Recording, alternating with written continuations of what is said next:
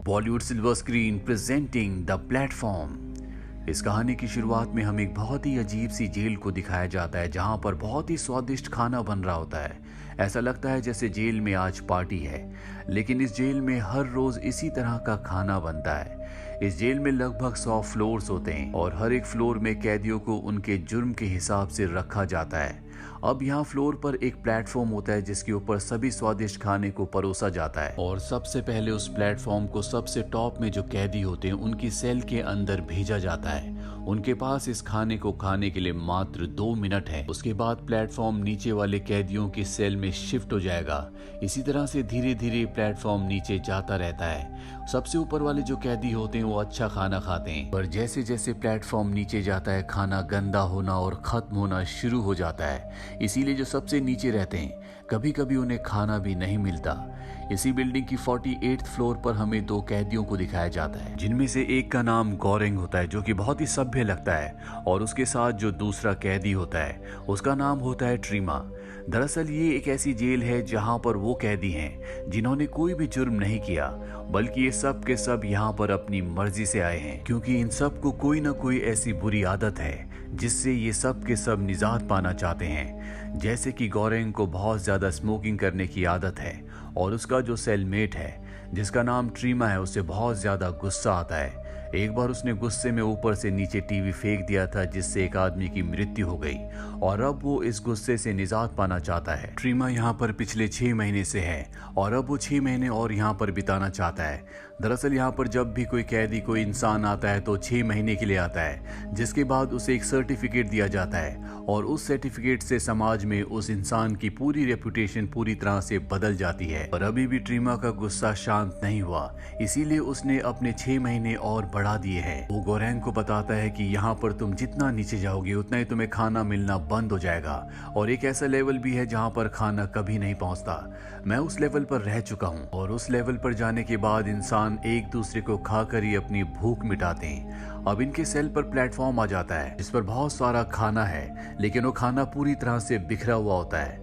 ट्रीमा उस खाने पर टूट पड़ता है, लेकिन गोरेंग ऐसा नहीं करता। वो उसमें से एक सेब उठाता और उसे खाना शुरू कर देता है। प्लेटफॉर्म नीचे चला जाता और इसके बाद इनके सेल का टेम्परेचर बढ़ना शुरू हो जाता है, क्योंकि ट्रीमा ने प्लेटफॉर्म से कुछ खाना उठा लिया था। और यहाँ पर एक रूल होता है कि अगर किसी ने भी प्लेटफॉर्म से खाना उठाया तो उसके सेल के टेम्परेचर को या तो बहुत बढ़ा दिया जाएगा या तो बहुत कम कर दिया जाएगा, और ऐसा तब तक रहेगा जब तक वो खाना वापस नहीं लौटा देता। साथ ही इस जेल में एक और रूल होता है। इस जेल में हर महीने यहाँ कैदियों को शफल किया जाता है, यानी कि ऊपर वालों को नीचे और नीचे वालों को ऊपर।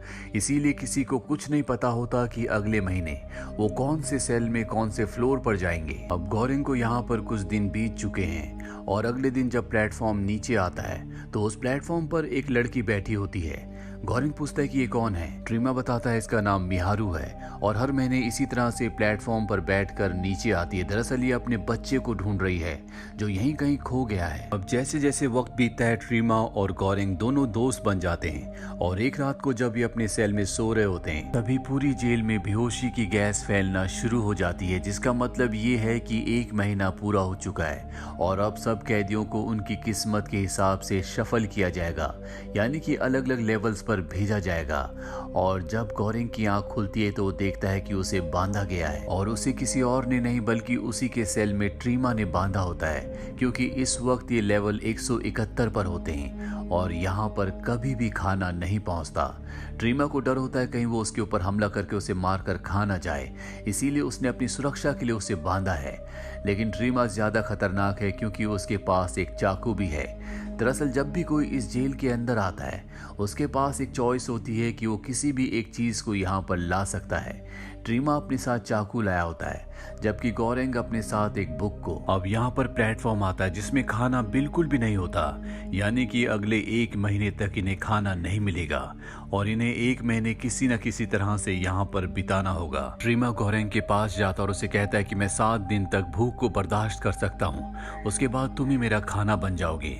और धीरे धीरे 7 दिन भी बीत जाते हैं, जिसके बाद उसके पास अब कोई भी ऑप्शन नहीं होता। और इससे पहले कि वो गोरेंग को मारता, यहाँ पर मिहारू आ जाती है जो गोरेंग को बचा लेती है और ये दोनों मिलकर ट्रीमा को मार देते हैं। और अब ये जानते हैं कि अगले 23 दिनों तक यहाँ पर खाना नहीं आएगा, लेकिन ट्रीमा के रूप में अब इनके पास खाना है, जिसे खाकर ये अपने अगले पूरे महीने को यहाँ पर बिताते हैं। लेकिन गोरेंग यहाँ पर हेल्यूसिनेट करना शुरू कर देता, उसे बार बार अपना सेल में ट्रीमा दिख रहा होता है।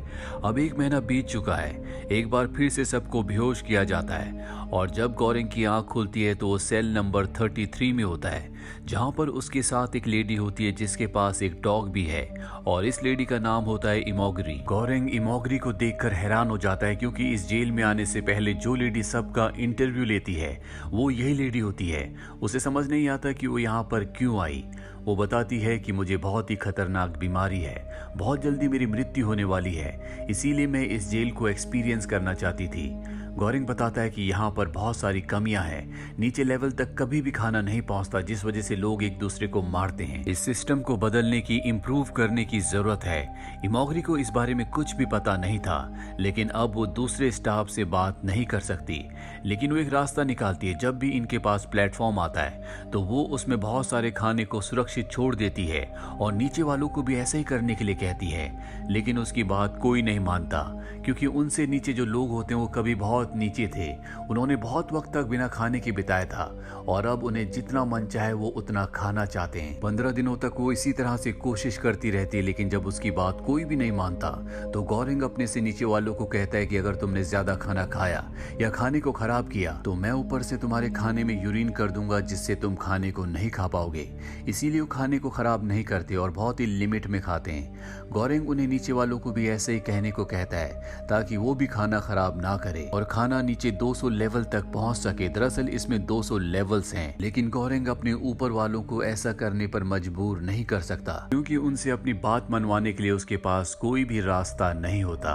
अब अगले दिन जब खाने का प्लेटफॉर्म आता है तो एक बार फिर से उसके ऊपर मिहारू होती है जिसकी हालत बहुत ज्यादा खराब होती है। गोरेंग उसे उठाकर उसकी मदद करता है, उसकी सेवा करता है, लेकिन यहाँ पर इमोगरी का जो डॉग होता है वो खाने के प्लेटफॉर्म में से कुछ खाना उठा लेता है, जिसके बाद इनके सेल का टेम्परेचर डाउन होना शुरू हो जाता है। पर तभी यहाँ पर गोरेंग उसे वापस प्लेटफॉर्म में फेंक देता है, जिससे सब कुछ नॉर्मल हो जाता है। गोरेंग इमोगरी को बताता है कि मिहारू यहाँ पर हर महीने अपने बच्चे को ढूंढने के लिए ऊपर से नीचे आती है, लेकिन अब तक उसे उसका बच्चा नहीं मिला। ये सुनकर इमोगरी हैरान हो जाती है।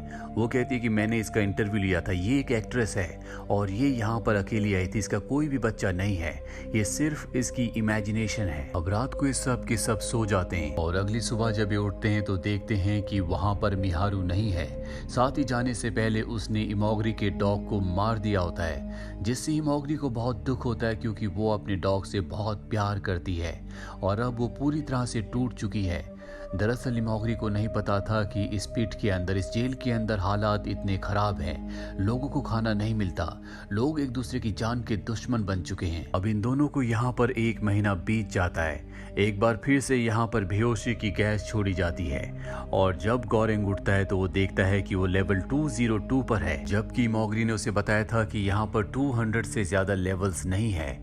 इमोगरी ने अपनी जान ले ली होती है क्योंकि 25 साल तक स्टाफ के साथ जॉब करने के बाद भी उससे कई बातें झूठ बोली गई थी। वो बहुत वक्त से बीमारी से जूझ रही थी, उसने अपने सबसे प्यारे डॉग को भी खो दिया और वो ये भी जानती थी कि यहाँ तक खाना कभी नहीं पहुंचेगा, इसीलिए उसने अपनी जान ले ली होती है ताकि गोरेंग को पूरे महीने उसके रूप में खाना मिल सके। और अब गोरेंग के पास इमोगरी के रूप में खाना है। वो 1 महीना और यहाँ पर निकालता है और अगली बार जब उसकी आंखें खुलती है तो वो टॉप के यानी कि लेवल 6 पर होता है, जहाँ पर उसका सेलमेट एक ब्लैक होता है जिसका नाम बैरेट है। बैरेट दरअसल यहाँ से निकलना चाहता, उसके पास एक रस्सी भी होती है, वो रस्सी से ऊपर जाने की कोशिश करता है लेकिन ऊपर वाले उसे ऊपर नहीं आने देते। इसके चलते बैरेट की जान भी जाने वाली होती है, लेकिन तभी गोरेंग उसे बचा लेता है और अब गोरेंग उसे कहता है कि यहाँ पर मैंने काउंट किया है, यहाँ पर 200 से भी ज्यादा लेवल्स हैं और अगर हम हर एक लेवल में जाकर सबको खुद से फूड बांटे तो सबको खाना मिल सकता है। और जब एक बार प्लेटफॉर्म पूरी तरह से नीचे पहुंच जाता है तो बहुत ही तेजी से ऊपर आता है और उस प्लेटफॉर्म के ऊपर बैठकर हम यहाँ से निकल सकते हैं। अब अगले दिन जब प्लेटफॉर्म आता है तो ये बड़ी बड़ी रॉड्स लेकर प्लेटफॉर्म के ऊपर चढ़ जाते हैं और पहले 50 फ्लोर्स तक ये किसी को भी खाना नहीं देते क्योंकि 50 फ्लोर्स तक एक दिन पहले सब ने खाना खाया है। 50 फ्लोर्स के बाद ये खाना बांटना शुरू करते हैं और धीरे धीरे ये नीचे जाना शुरू करते हैं, जहाँ पर ये देखते हैं कि एक आदमी मिहारू को मार रहा है। ये उसे बचाने की कोशिश करते हैं लेकिन बचा नहीं पाते और इसी दौरान ये दोनों भी बुरी तरह से जख्मी हो जाते हैं। एक बार फिर से प्लेटफॉर्म के ऊपर आते हैं और अब प्लेटफॉर्म नीचे जाता है, जहाँ पर इन्हें एक बहुत ही समझदार इंसान वाइज मैन मिलता है, जो इन्हें कहता है कि तुम्हें एक डिश को बिल्कुल सुरक्षित रखना होगा, जिसे तुम प्लेटफॉर्म के साथ ऊपर वापस अथॉरिटी के पास भेजना।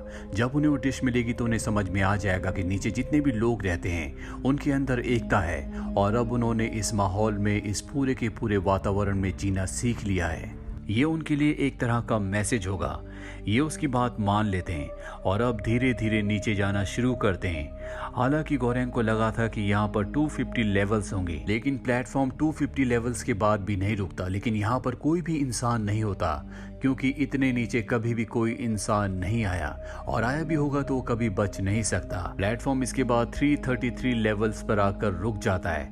ये दोनों के दोनों प्लेटफॉर्म से उतर जाते, इन्हें लगता है कि ये आखिरी प्लेटफॉर्म है, लेकिन एक बार फिर से प्लेटफॉर्म नीचे चला जाता है, जिसका मतलब ये है कि ये दोनों इस प्लेटफॉर्म पर, इस लेवल पर फंस चुके हैं। ये देखते हैं कि यहाँ पर बेड के नीचे एक बच्ची छुपी हुई है।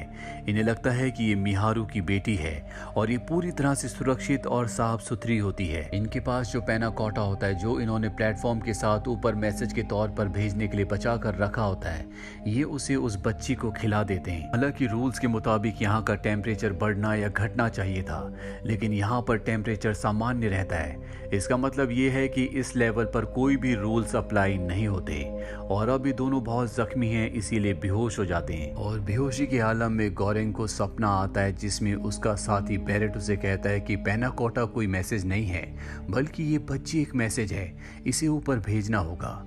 और जब उसे होश आता है तो देखता है कि उसका दोस्त बैरेट मारा जा चुका है। अगले दिन एक बार फिर से प्लेटफॉर्म नीचे आता है और अब गोरेंग बच्ची को लेकर प्लेटफॉर्म पर बैठ जाता है। प्लेटफॉर्म और भी नीचे जाता है और पहुंच जाता है 0 लेवल पर। ये वो लेवल होता है जो कि इस पिट का, यानी कि इस पूरी बिल्डिंग का अंत है। इससे नीचे कोई नहीं जा सकता और यहाँ से प्लेटफॉर्म एक बार फिर से बिजली की रफ्तार से कुछ ही देर में ऊपर चला जाएगा। तभी गोरेंग को एक बार फिर से हेलुसिनेट होता है और वो अपने सबसे पहले साथी ट्रीमा को देखता है। ट्रीमा गोरेंग से कहता है कि मैसेज को किसी भी बेरर की जरूरत नहीं है, मैसेज को अकेले ही जाना होगा। जिसके बाद गोरेंग प्लेटफॉर्म से उतर जाता है और कुछ ही देर बाद प्लेटफॉर्म बिजली की रफ्तार से ऊपर की तरफ वापस चला जाता है। इस बच्ची के ऊपर पहुंचने का मतलब ये होगा कि नीचे जितने भी लोग रहते हैं उन्होंने वहां पर जीना सीख लिया है, उनके अंदर यूनिटी आ चुकी है और अब वो एक दूसरे को नहीं मारेंगे, बल्कि यहाँ पर अपने 6 महीने पूरे करने के बाद वो वापस यहाँ से बाहर निकलेंगे। जिस तरह से यहाँ पर लोगों को एक से दूसरे लेवल पर भेजा जाता है, उससे हमें समझ में आ जाता है कि आज तक शायद यहाँ से कोई भी बाहर ना निकला हो। लेकिन उस बच्ची के बाहर निकलने का मतलब ये होगा कि यहाँ पर लोगों ने अब एकता सीख ली है, एक दूसरे का साथ देना सीख लिया है। साथ ही गोरेंग जब नीचे अपने साथी के साथ खाना बांटता हुआ आ रहा था, तो वो सबको ये भी संदेश दे रहा था कि हमें मिलजुल कर रहना होगा, एक दूसरे के बारे में सोचना होगा और शायद आज के बाद इस पिट के अंदर, इस बिल्डिंग के अंदर लोग कभी भी एक दूसरे को ना मारें, वो कभी भूख से ना मरें। दरअसल ये पूरी की पूरी कहानी हमारी सोसाइटी को दर्शाती है, जहाँ पर जो लोग पावरफुल होते हैं, जो ऊपर रहते हैं, वो कभी भी नीचे वालों के बारे में नहीं सोचते। वो सबसे पहले अपना पेट भरते हैं। नीचे वाले चाहे जिए या मरे, इससे उन्हें कोई भी फर्क नहीं पड़ता।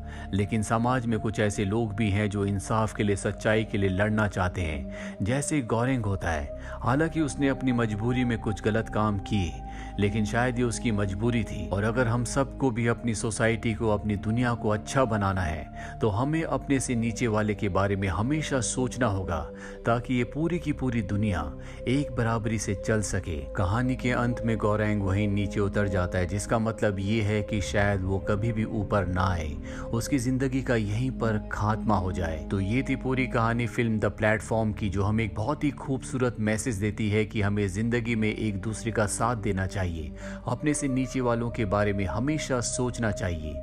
उम्मीद करते हैं कि ये कहानी आपको पसंद आई होगी।